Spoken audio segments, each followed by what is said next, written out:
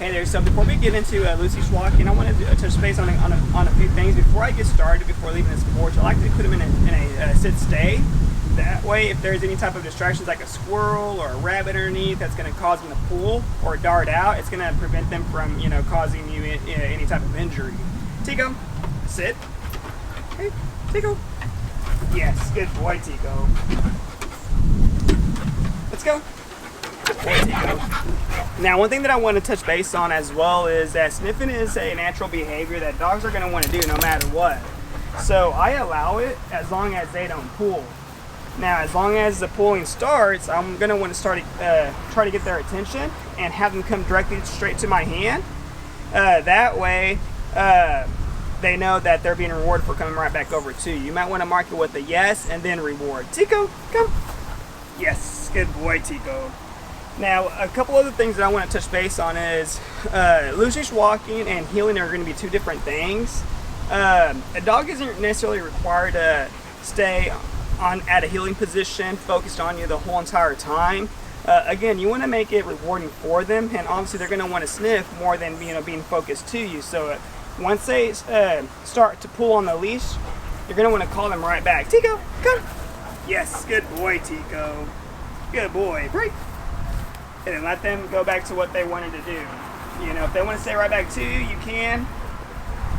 But eventually, you want them to automatically check in with you. So that's what leash pressure does. As long as they start pulling, they'll come right back over to you. Tico, Tico. Yes, good boy, Tico.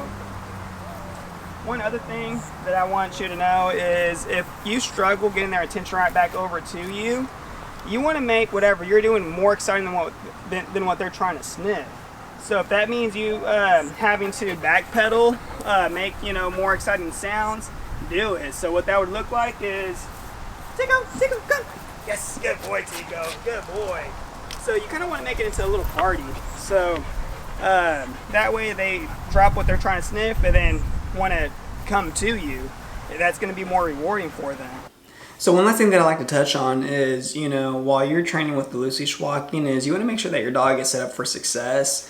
What that means is you want to make sure that the environment that they're in, that they're feeling confident. So if you're outdoors and, they're being distracted by other things such as, squirrels, other animals, maybe people riding their bikes, you might want to start off indoors and then, improve to go into other areas that's going to have much more distractions.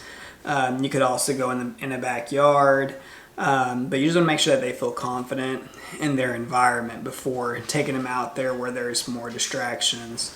One other thing is, healing.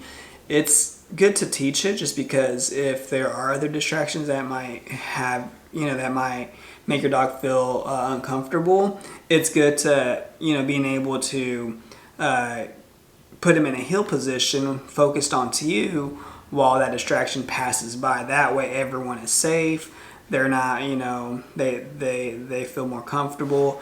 And another thing that you might want to do is take into consideration distance, so once you do start implementing those distractions and your dog feels uneasy, if you're say 20 feet away from the distraction, you might want to increase that distance to a point where they might notice it, but they're not over responding to it. As long as they're able to focus right back over to you, then that's how you know that you're far enough away. If whatever distance that you're in and they're still being uneasy, you might want to eliminate that distraction entirely. So I hope these tips help, and we'll see you on the next one.